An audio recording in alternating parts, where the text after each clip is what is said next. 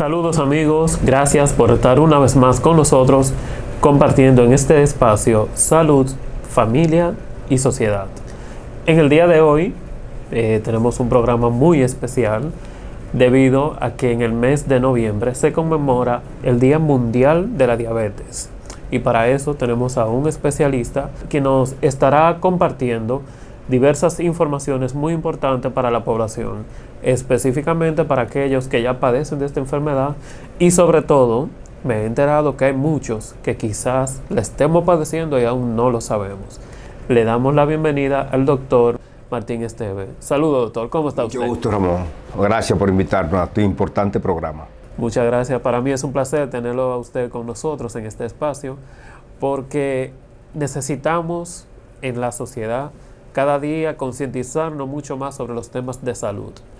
Y para eso no existe una mejor opción que los que ya son especialistas de este tema puedan darnos las orientaciones y las guías para nosotros poder realizar las cosas como deben de ser. Muy bien, muy bien. Doctor, se está conmemorando el mes de noviembre el Día Mundial de la Diabetes, una enfermedad que en los últimos años se ha incrementado de una forma extraordinaria y nosotros queremos conocer primero qué es la diabetes y después el por qué tanto incremento en los últimos años. Bien, no, pues gracias por permitirnos llegar, ¿verdad?, a un público amplio a través de tu programa, el cual es muy interesante. Fíjate, la diabetes es una enfermedad crónica, ¿verdad? Crónica significa que una vez que tú la tienes, va a padecer por mucho tiempo esta enfermedad.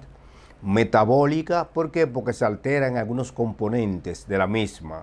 Tienen que ver con los azúcares, básicamente, que se alteran y se mantienen altos en la sangre. Y también se alteran los lípidos, por eso es metabólica. Y es una enfermedad también de afectación de todo el mundo. Desde que tú naces hasta que mueres puedes ser afectado por esta enfermedad. De aquí la importancia de la misma, conocerla para poderla tratar correctamente. ¿Cuáles son los tipos de diabetes que existen?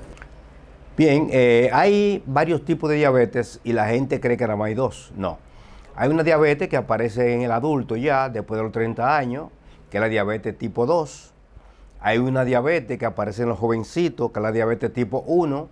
Hay una diabetes gestacional que aparece en la embarazada. Y hay varios tipos de diabetes, como el LADA, que aparece en jóvenes, ¿verdad?, que son inmunológicas, y otros tipos de diabetes que son hereditarias, ¿verdad?, que se producen por herencia. Entonces, estos tipos de diabetes, todos al final producen casi los mismos daños, que eso es lo importante. Pero a pesar de causar los mismos daños, causan los mismos síntomas. No causan los mismos síntomas, porque por ejemplo, en una embarazada, los síntomas son diferentes que un paciente normal. O sea que puede ser la aparición diferente en una embarazada, los síntomas, que en una paciente no embarazada. Pero en las embarazadas los síntomas son muy diferente, porque el paciente puede comenzar sencillamente con la piel se le pone negra, sucia el cuello, como digo yo, que se llama cantosis nígrica, la barriga se le raya, mucha estría, y también se le pone negra y otra parte, sin que aparezcan síntomas como aparecen en la diabetes tipo 2, que son un hombre que come mucho, polifagia, que no hay forma de parar de comer, una persona comienza a engordar sin darse cuenta muchas veces, y dice, ¿cómo yo estoy gordo? Bueno, porque está comiendo. Que bebe mucha agua, y agua, y así como la bebe, así la orina. O sea, que tiene esos tres síntomas. Se llama el síndrome poli, ¿verdad? Sí. El síndrome poli es polifagia, come mucho, polidipsia, mucha agua, y poliguria. Eso se ve. En los niños ya se puede manifestar también de otra forma. Puede ser una forma también poli, pero se puede manifestar también con deseo de no comer en los niños, con náusea, con vómito, que es diferente totalmente en muchos casos en estos niños. Una pregunta, doctor. A veces podemos entender como que puede ser algo momentáneo, que un niño no quiera comer, o podemos notar en algunos niños que le incremente el deseo de tomar agua. Pero puede pasar desapercibido quizá en algún momento esos síntomas en un niño que aún no sabe expresarle a sus padres lo que le esté sucediendo. Sí, puede pasar desapercibido y solamente cuando llega el especialista, a su pediatra, es quien descubre que este niño lo que está pasando por una diabetes infantil. ¿Por qué? Te digo esto, porque el niño al no poder expresar y el padre no darse cuenta de lo que está ocurriendo, va al médico porque el niño no está comiendo, o porque el niño está perdiendo peso rápidamente, o porque el niño comenzó a vomitar de una forma sin tener ninguna enfermedad. Entonces, estos son síntomas muy diferentes a los demás. Y por eso hay que llevar al especialista cuando un niño luce triste, por ejemplo, deprimido, cuando un niño también si está orinando mucho o bebiendo mucha agua, pero normalmente ellos comienzan a vomitar, vómito y vómito y vómito. Y ya cuando van al especialista es que se le descubre esa diabetes. ¿Qué puede suceder si no nos damos cuenta a tiempo, en el caso de los niños? Bueno, es muy delicado porque en ellos se produce lo que se llama una cetoacidosis. O sea, cuando ellos comienzan ya a vomitar es porque tienen los ácidos grasos muy altos, producto del metabolismo que han hecho. Y esto lo lleva a una deshidratación muy importante, y la deshidratación entonces puede producir trastornos cerebrales, ¿verdad? El paciente muchas veces se obnubila, o sea, como que pierde su estado mental, el niño. Llega sin fuerza a la emergencia y solamente vomitando y también con dolor de estómago. Entonces estos síntomas, si no se tratan a tiempo, el paciente podría morir, ¿verdad? Porque es un paciente que va a llegar ya totalmente con una diabetes descompensada. O sea que el niño es más delicado el diagnóstico, o más difícil, perdón, que en los adultos mayores. Ok, pero una cosa, al momento vamos a decir que un niño esté vomitando, quizá pueda ser por una indigestión, podamos entender, en primera instancia. O por la leche. O por la leche, ¿verdad? Alguna intolerancia. ¿Cómo podemos detectar que si, con qué frecuencia vomitó o en qué momento decidir tenerlo que llevar al médico? Porque a veces un niño puede vomitar por lo que le digo, por ponerse a jugar después de comer o algo así. Sí. Normalmente son vómitos que se establecen repetitivos, muy frecuentes y que deshidratan rápidamente. Entonces, en este caso, cualquier niño que presente este tipo de síntomas debe ser llevado al especialista, porque podría ser una gastritis, producto de la leche o de un parásito o cualquier otro tipo de cosa. Pero cuando los niños comienzan a perder peso rápidamente, a vomitar, y comienza a apagarse su forma de pensar, que están como durmiendo, ¿verdad? Se aflojan también, porque imagínate, la diabetes en un niño es terrible. Entonces, con esos síntomas el paciente hay que llevarlo al médico, y el médico que determine qué es lo que tiene, porque muchas veces los hallazgos son casuales. Sin embargo, hay niños que dan manifestaciones al primer día de nacer, porque son hijos de madre diabética. Y entonces ya esos niños que nacen de madre diabética, si no se sabe que es diabética, es un problema. ¿A esos recién nacidos se les realiza algún tipo de estudio de inmediato? Sí. Acabando de nacer, del mismo cordón umbilical se le saca sangre y se le toman muestras para glicemia, ¿verdad? Y ahí se ve si tiene el azúcar alta, o está baja, o está normal, acabando de nacer. O sea, por eso es si uno sospecha que realmente la madre es diabética, porque muchas veces se le pasa al pediatra y al mismo obstetra que es un niño, que es una madre diabética. Entonces los niños de madre diabética tienen que ser chequeados saliendo de la sala de nacimiento, inmediatamente. ¿Y de qué forma es que entonces la diabetes va causando daños en el corazón y en los riñones? Fíjate, al ser una enfermedad crónica, que paulatinamente se va alterando el azúcar, alterándose el azúcar diariamente, que un día está alta, que un día está baja, que está en 500, que está en 400, que está en 100, o sea que es un azúcar oscilante, va oscilando. A medida que pasan los años, entonces se va dañando el organismo. ¿Por qué? Porque se va produciendo elementos tóxicos que produce el azúcar que daña la circulación, daña el riñón, daña el corazón, daña la vista. Entonces, esos órganos se van dañando a través de los años. Por eso es que cuando nosotros recibimos un paciente diabético ya con azúcar alterada, casi siempre tiene entre 5 y 7 años que se produjo la enfermedad, si es adulto. Sin saber que Sin la tenía. saber que la tenía. Entonces esos 5 años y un azúcar en 300 te daña las extremidades. Por eso se producen los pies diabéticos, o sea, se le daña los pies al paciente. Y cuando pisa se le hace un hoyo, un nacido, como dicen, ¿verdad? Un acceso, porque se infecta fácil. Entonces, esa enfermedad normalmente crónica se va produciendo lentamente los daños en esos órganos que yo te dije, ¿verdad? Ojo, corazón, riñón y las extremidades inferiores, que son los más afectados. Por eso tú vas a ver que más del 60% de lo que son amputados de miembros inferiores son diabéticos, porque afecta demasiado la circulación periférica. ¿Existe algún tipo de tratamiento específico o algo que pueda ir frenando? Creo que todavía no existe cura para la diabetes, o sí hay algo que no me he actualizado todavía. Sí, mira, la diabetes es una enfermedad que puede ser reversible, o sea que tú puedes revertirla. Pero ya cuando la diabetes está en una fase muy avanzada, muchas veces no hay forma de revertirla, porque ya se han agotado todos los acinos pancreáticos, o sea, todo lo que produce la insulina en el páncreas, que son unas células especiales, una célula beta, que producen, ya se han agotado, se han dañado. Entonces, al dañarse tanto la gran cantidad, ya no queda ni un 10, ni un 20% de esas células funcionando. Cuando ya tú sabes que el 50% de las células cuando se dañan, ya tú das síntomas. O sea, de 100 células, cuando dañan 50, tú vas al médico, porque ya tú no puedes aguantar la azúcar tan alta y la orinadera. ¿Se pueden recuperar esas 50? Sí. Ahora mismo se está estudiando mucho eso, que algunos pacientes se han hecho reversibles. Tú puedes revertir ese daño. E inclusive hay recuperación de muchas células de esas cuando tú regularizas el tratamiento. Tú me preguntaste por el tratamiento. Fíjate, exacto. El tratamiento básico de la diabetes, nosotros pensamos que debe ser profiláctico, preventivo. ¿Qué significa preventivo? Si tú tienes, por ejemplo, una madre diabética y naciste una madre diabética, que se comience desde la primera infancia a darte educación nutricional. Ese simple hecho de tú tener una educación nutricional, qué comer y qué no comer, y qué te hace daño, que tú aprendas de niño, evita que aparezca la diabetes. Ese simple hecho.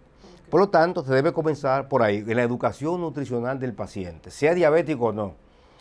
Porque el que aprenda a comer difícilmente enferme de cualquier enfermedad, de la que sea, excepto la enfermedad infecciosa, como el sarampión, el toferina y eso, que eso, aunque tú estés alimentado, no, tú sabes que es un virus. Exacto. Pero la diabetes y otras enfermedades cardíacas se pueden prevenir con la alimentación. Segundo, si nosotros pusiéramos a los niños en las escuelas, como se hacía antes, a hacer ejercicio, que hubiera profesores de educación física, y se les diera por lo menos 3 veces a la semana educación física, o sea, correr, jugar voleibol, nadar, eso también previene la aparición a temprana edad de la diabetes. Porque ya que está la diabetes, ya el tratamiento, aparte de esas 2 cosas que te dije ya, tiene que llevar pastilla e insulina, ¿verdad? Para poder compensar esa diabetes que ya está establecida. ¿Y eso es de manera permanente? Eso es permanente hasta que tú puedas revertirla.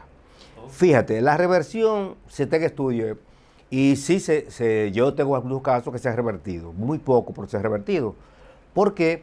Porque va a depender mucho de que ese paciente vaya a un psicólogo.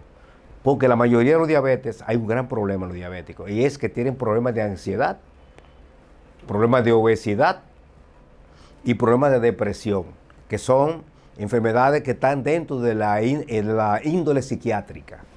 O sea, por eso es que los diabéticos, muchos se consideran pacientes psiquiátricos. ¿En qué sentido? De que a ellos se les afectó la psiqui, y ellos no entienden muchas veces que son diabéticos y siguen comiendo, no hay forma. Pero una cosa, doctor, oriénteme algo. El paciente diabético vemos que no únicamente va a tener que acudir a un solo especialista, porque si padece de problemas cardíacos, problemas renales, ahora usted nos menciona también la parte de la salud mental. Ahora mismo tener diabetes y poder hacer el frente a la enfermedad, hay que contar de suficiente tiempo y dinero. Seguro, mira, lo que tú has dicho es la gran verdad. La diabetes es una enfermedad que debe ser tratada de forma múltiple por varios médicos.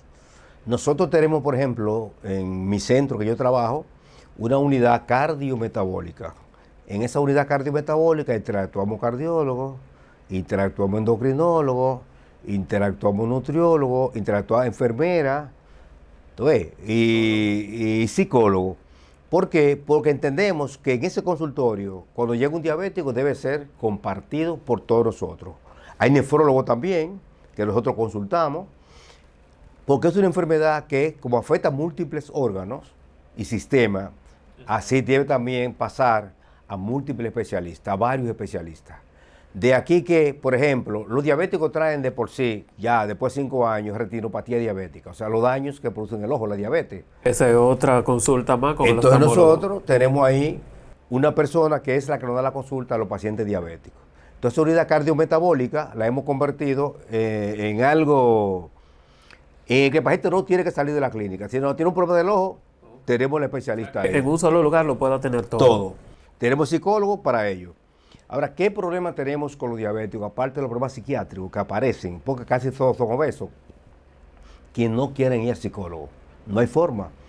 Porque muchos de ellos están en una etapa de negación de la enfermedad y duran a veces años. Yo recibí una que tenía casi 6 años, hace 3 días, diciendo que no era diabética. Y todos los médicos decían que era diabética, azúcar alta, le quiera aquello. Sin embargo, llegó donde mí porque ya no había que hacer. En un estado ya de decomposición. ¿Tú ves?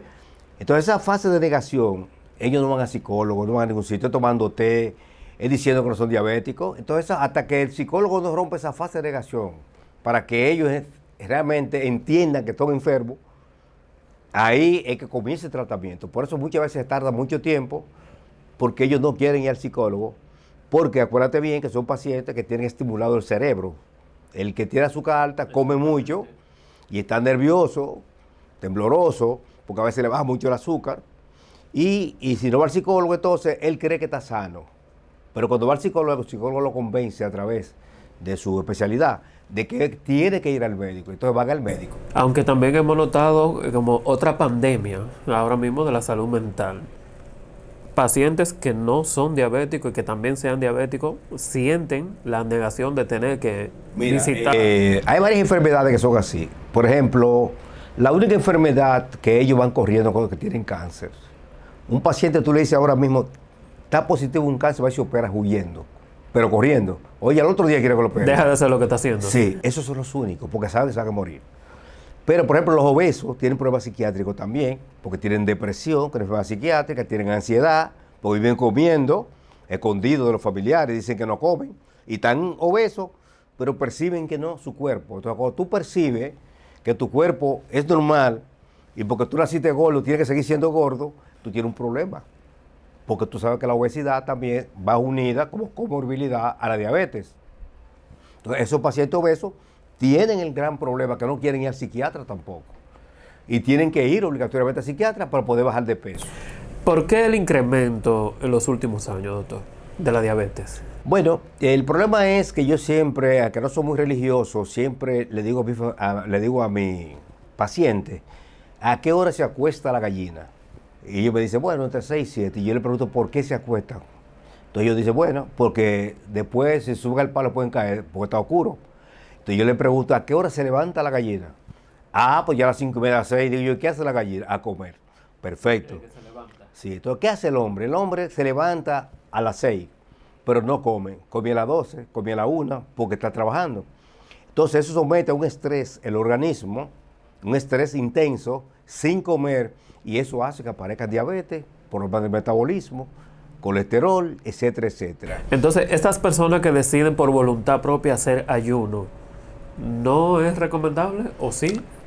Por voluntad propia se podría hacer, porque por ejemplo los árabes cada año hacen un mes por voluntad propia o religiosa, 30 días. Ahora, usted no es nutriólogo, vaya al especialista, que le va mucho mejor con ese ayuno que usted va a hacer, porque los ayunos pueden ser intermitentes, un día sí, un día no, 2 días a la semana, 3 días a la semana, pero el ayuno no significa que usted no pueda beber agua o comer algo, por eso hay que orientarlo. Pero sí se ha demostrado que un ayuno bien hecho con una buena dieta funciona perfectamente en estos pacientes. Otra cosa, doctor, en el caso de las personas que trabajan en oficinas, por largas horas, sentadas en un escritorio, en una computadora, que eso también somete o aumenta el estrés, ¿qué se les recomienda a este tipo de personas? Fíjate, como no te contesté completo ahorita, te hablé más de la gallina. Ah, sí, verdad. Dentro de las causas de la diabetes, aparte de las hereditarias, está el sedentarismo. Por ejemplo, nosotros estamos sentados aquí y tú que trabajas como sedentario, más de 12 horas en una oficina, eso predispone a la obesidad y a la diabetes. Okay. Pero también los hábitos occidentales. O sea, si tú coges, por ejemplo, el hábito del español, nacido en España, y el español, o el chino, nacido en China y nacido en Estados Unidos, son chinos los dos. Pero uno nació allá, que tiene una cultura diferente, alimentaria, y otro nació en Estados Unidos. Entonces, los hábitos occidentales de comer hamburgues, de comer mucho jugo, de comer pizza a las 3 de la mañana, de beber mucho romo. O sea que todos esos factores han hecho... Tengo un amigo que me dice que no ha visto un chino gordo, a menos que sean esos Los que están en Estados Unidos son todos gordos. Todos, casi todos, Ok. porque cambiaron el hábito y la cultura. Entonces los hábitos culturales han hecho que el hombre, al cambiar esos hábitos, la forma de comer, al cambiar los hábitos que antes caminaban mucho en bicicleta, como los chinos de allá, por lo de Nueva York en carro, y peta los mejores. Entonces, ese tipo de vida occidental, que ha cambiado toda su forma, yo digo contra natura, ha hecho que aparezcan tantas enfermedades, no solo la diabetes, sino la obesidad y el cáncer. Porque el hombre no está haciendo ejercicio. O sea, la falta de ejercicio ha hecho que aparezcan enfermedades. Acompañado de mala alimentación. Con una alimentación hipercalórica, ¿verdad? Ingestión de grande McDonald's. Tú sabes cómo es de grande cerveza, comelona, en grande. Y en Estados Unidos lo que hacen es que como los pollos, que donde quiera que tú vas te brindan comida en grandes cantidades. Y eso ha hecho que en China te brindan un té, o en Rusia un té, ¿verdad? O que te brindan eso, o un traguito de vodka. En Estados Unidos te brindan entonces un plato de comida y grande, ¿verdad? O mucho romo, ¿verdad? Okay. Y trancado sin hacer ejercicio. Es como el pollo americano y el pollo criollo. Tú no encuentras un pollo criollo con mucha grasa, siempre seco, ¿verdad? Pero coge un gringo para que tú veas. ¿Por qué? Porque está alimentando diferente, no camina, 24 horas trabajando, que es la comida, que es lo que hace. Eso ocurre en Estados Unidos o en la civilización, yo digo, occidental. Una cosa que me preocupa, doctor, en el caso de la alimentación, que es lo que hemos venido hablando, estamos bombardeados de campañas publicitarias de productos que no son beneficiosos para la salud. E incluso muchas veces, cuando le queremos preparar la lonchera para la merienda a los niños, a la hora de ir al colegio, a las escuelas, no tenemos opciones o alternativas de qué elaborar rápidamente, o porque se nos va a hacer tarde, o no tenemos el tiempo de poderle hacer un desayuno adecuado.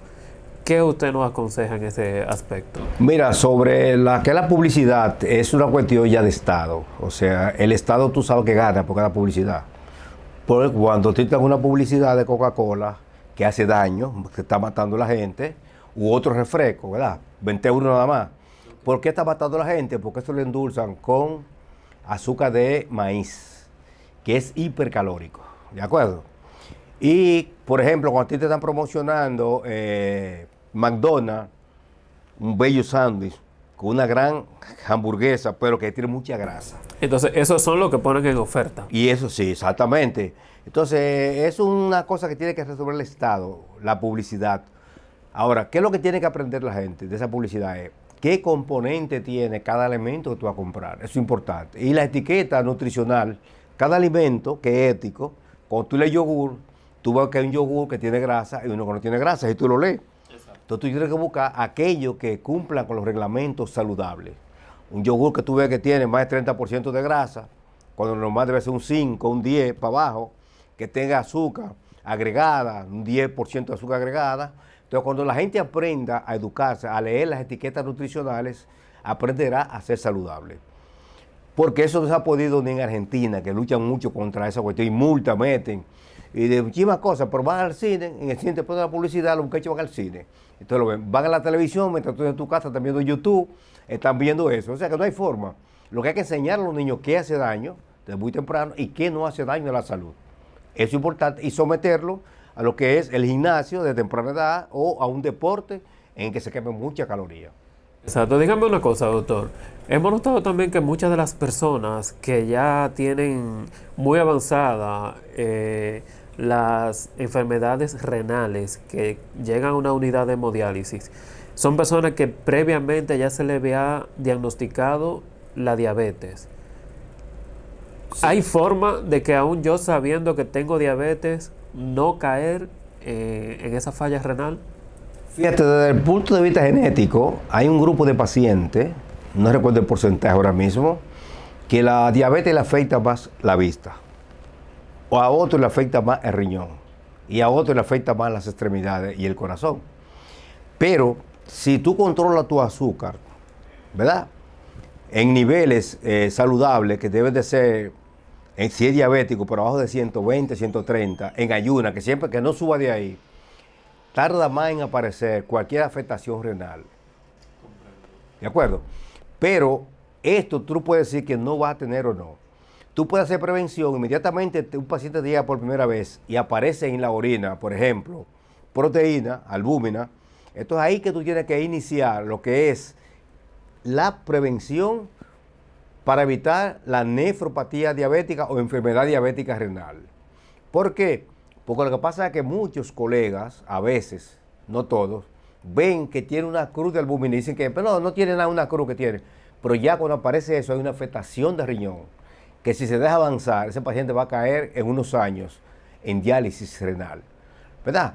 O sea que la falta de conocimiento muchas veces y de sapiencia del médico que está recibiendo una orina lo lleva a que el paciente caiga en lo que es insuficiencia renal diabética, que se puede evitar en las primeras etapas, ¿de acuerdo? Se puede frenar eso, e inclusive revertir para que esto no siga ocurriendo y desaparecer esa lesión. Pero nosotros no lo hacemos porque muchos de los médicos que tienen diabetes a veces no están bien orientados, adiestrados en cuanto a lo que es el riñón y el diabético. Y en el caso de las personas ya con falla cardíaca. Igualmente tenemos un gran problema en el país y es que muchos de los pacientes diabéticos ya no llegan con un daño importante del corazón. ¿Por qué? Porque a veces se descuida el corazón y nada más se trata el azúcar. Azúcar, no se manda al cardiólogo a tiempo. Todos los pacientes diabéticos tienen que pasar por mano del cardiólogo, todos. ¿Por qué? Porque la etapa final de muerte del paciente es el corazón. O sea, nadie muere de riñón, es cuando el corazón se para. El riñón se puede parar y te lo pueden trasplantar. Y te dan diálisis por muchos años y tú vives. Pero una vez que el corazón se metió en un fallo cardíaco, casi siempre es irreversible. El paciente termina con una mortalidad casi segura. Y hablando del corazón, hemos visto un incremento también de los casos de personas, incluso jóvenes y atletas, que han padecido lo que le llaman un infarto, aún siendo o no diabético. ¿A qué se debe este aumento? Sí, es triste lo que está ocurriendo. Muchos están hablando de la vacuna. Ya tú sabes de qué te estoy hablando, anti-COVID, ¿verdad? Realmente la vacuna produjo mucho daño, hizo mucho daño específicamente al corazón. Se produjo mucha miocarditis, inflamación del músculo cardíaco, se produjo bloqueo de las ramas que conducen la corriente eléctrica cardíaca, de todo produjeron, ¿verdad? Pero lo que pasa es también que ahora, al estarse estudiando más a fondo los problemas cardíacos, se está descubriendo que mucha gente tiene patologías de nacimiento cardíaca y no lo saben. Entonces tú lo metes un niño por ejemplo, con una comunicación intraauricular, que es que pasa sangre de una aurícula para otra por un hoyito que se queda abierto. Entonces tú lo sometes a ese paciente a alta temperatura y el paciente te fibrila. O sea, el paciente el corazón se le para y cae. Entonces se ha demostrado mucha necropsia, y no necropsia, cuando se está usando más el eco ahora, que estos pacientes de por sí tienen ya una anomalía de nacimiento y le produjo esa muerte súbita. Hay muchos síndromes, gente con potasio bajo, con calcio bajo, y que tienen también un ejercicio muy fuerte, van al gimnasio sin ir primero al cardiólogo, pues estos pacientes tienen que morir. Yo le aconsejaría a través de esta vía de que todo el que vaya a hacer cualquier tipo de ejercicio, y específicamente que vaya a levantar pesa a un gimnasio, o a hacer ejercicio que va a producir mucho calor en el cuerpo, que visite al cardiólogo, ¿verdad? Pero un cardiólogo que tenga pericia en lo que es cardiología del deporte. Esto le ayudaría a evitar muerte súbita, como lo que está produciendo, porque yo he visto que muchos están muriendo cuando montan bicicleta. Fulano se cayó de la bicicleta y murió. Bueno, iba haciendo un ejercicio. Entonces sobrepasó la cantidad de ejercicio. Y esto produjo, ¿verdad?, la muerte súbita. Pero otros están en su casa y se ponen súbitamente. ¿Está bien? Durmiendo. Sí, lo que se está diciendo es también que hay unos vicios de algunas personas que toman Viagra, también otros se acuestan borrachos. Los estimulantes energéticos. Y los estimulantes como el Red Bull en las discotecas y una serie de tóxicos como el cigarrillo y la juca y el vapor y todo ese tipo de tóxicos que están ingiriendo ahora le está dañando el corazón a los muchachos. Y ese daño va a producir una muerte súbita cuando usted se somete ese corazón muchas veces a un ejercicio violento. Porque en los gimnasios mucha gente comienza a indicar creatina, comienza a indicar proteína y no sabe si se necesita o no ese elemento. Y si la resiste ese organismo. Exactamente, dañan el riñón muchas veces porque la sobrecargan de proteína. Todos esos factores se están estudiando ahora porque realmente hay muchas muertes súbitas en jóvenes sanos y por eso se está estudiando. Ok, creo que debemos hacer un programa solamente de cardiología para que podamos expandir mucho todo este tipo de información y sobre todo me preocupa si las personas que asisten a los gimnasios, que el entrenador le dice, mira, debes comprar tal proteína o tal cosa si tú lo que quieres aumentar, pero a veces no saben la condición en la que esa persona pueda resistir o no ese tipo de complemento para sus ejercicios. Bien, doctor, nosotros para finalizar, queremos que usted nos dé un mensaje final ya para las personas que nos están viendo y cómo puedan ellos cuidarse un poco más de la diabetes. Sí, mira, yo le aconsejaría primero una dieta sana, saludable, ¿verdad? Un cambio de estilo de vida. Si usted nota que está engordando, comience a no beber jugo, comience a comer sano, no coma pan, no coma harina, espagueti, codito, lasaña, todas esas cosas. No coma fuera de la casa. Si va a comer fuera de la casa, coma en sitios sanos, que no sea, por ejemplo, los McDonald's o esos sitios de los que cocinan ese tipo de comida chatarra, y que haga un tipo de ejercicio que sea 2 veces a la semana. Todo eso le ayudaría a mejorar su salud. Y visitar, como es lógico, por lo menos 2 veces al año su médico de cabecera, que eso también es muy bueno. Ya las informaciones están ahí dadas, simplemente vamos a acogernos a estos consejos y a dedicarnos a cuidarnos un poco más nuestra salud. Agradecemos al doctor Esteves por estar con nosotros compartiéndose en este espacio. Más adelante quiero volverlo a tener para que hablemos sobre muchos temas relacionados a la cardiología, ya que usted es también cardiólogo internista. Y un detalle, doctor, muy importante, ¿dónde es que tienen disponible, ubicado el centro para que las personas entonces vayan allá? Bueno, nosotros tenemos nuestra unidad cardiometabólica en el Centro Médico Quinto Centenario, en la primera planta, consultorio 9. Ahí estamos a sus órdenes para todos aquellos que quieran bajar de peso, que sean diabéticos, que quieran saber si son diabéticos. Pues nosotros lo investigamos y le decimos si eso no es diabético o es prediabético. Hasta aquí hemos llegado con este espacio. Esperemos que tengan ustedes un feliz resto del día y muchas gracias por estar ahí acompañándonos. Nos vemos en la próxima.